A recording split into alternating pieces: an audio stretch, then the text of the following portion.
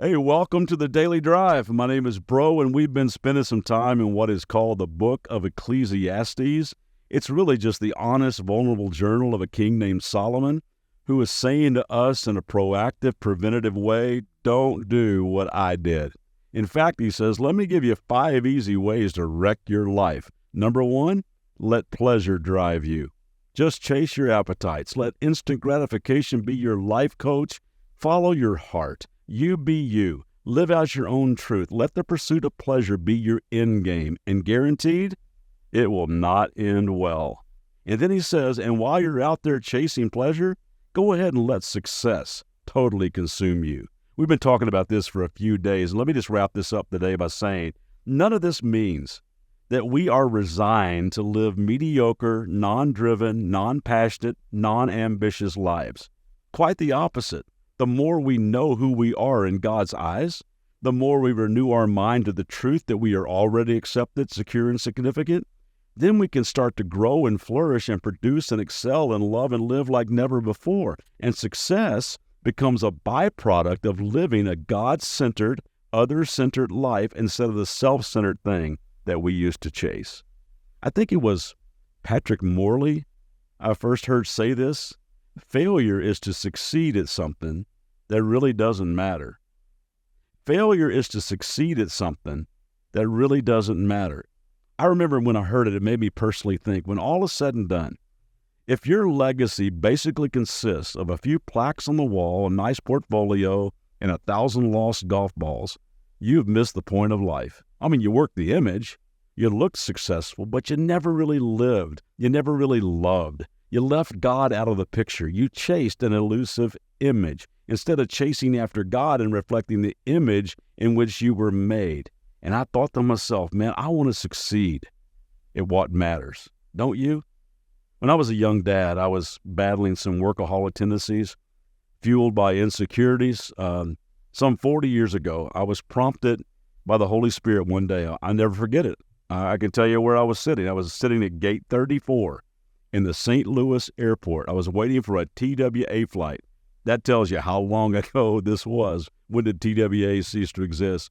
But I was coming back from yet another trip, traveling the country, speaking to other people's kids. At the time, we had a 2-year-old and one on the way, and I had really been away too much, doing quote-unquote kingdom work. Truth was, there was a shadow side. Not a super ugly one, yet, but definitely headed there. There was a little bit of this desire in me to be known.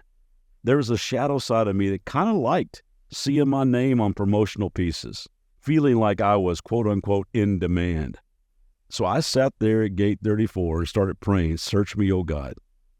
Point out anything in me that you don't find attractive. And he did. And I got honest with myself and with God about all that junk. And I surrendered them to God early on, and I decided that day in the St. Louis airport, I'm going to pour my life into my marriage and my kids, and my relationship with God and with them will define success for me. And I'm so grateful for that wake-up call. I'm still a flawed husband and a flawed dad, but I'm so proud of our kids. They're amazing people, and I'm so grateful for what God has done in them and through them. A few episodes ago, I told you that I asked 15 people about what makes a good leader, what makes a successful person. Then I asked them a follow-up question. What would describe success for your kids? And this is what they said. To have more of Jesus than I did at a younger age. To discover what they were made to do and with a humble confidence go do that. Another person said that they would not chase all the stuff that would damage their life. Another person said, I would want my kids to still like me, want them to want to hang out with me, come to me for advice. That they would realize they don't have to be the best, just their best. Another person said that they would be generous, that they would have a healthy work ethic and healthy boundaries. Other people said that they would be honest, live beyond themselves, take up for the underdog, serve the poor, love God with all their heart, be filled with the fruit of the Spirit, that people would see in my kids love, joy, peace, patience, kindness, goodness, gentleness, faithfulness, and self-control. That's what ought to measure success. And you know what, gang? That's what ought to measure all of our success. You want some metrics? You want some measurables to see if you're making it or not? There you go. Love, joy, peace, patience, kindness, goodness, gentleness, faithfulness, and self-control. That's what measures success. I keep this piece written by Max Lucado in my office, and I read it frequently. It says this: I choose love. No occasion justifies hatred. No injustice warrants bitterness. I choose love. Today I will love God and what God does. I choose joy. I will invite my God to be the God of circumstances. I will refuse the temptation to be cynical, the tool of the lazy thinker. I will refuse to see people as anything less than human beings created by God.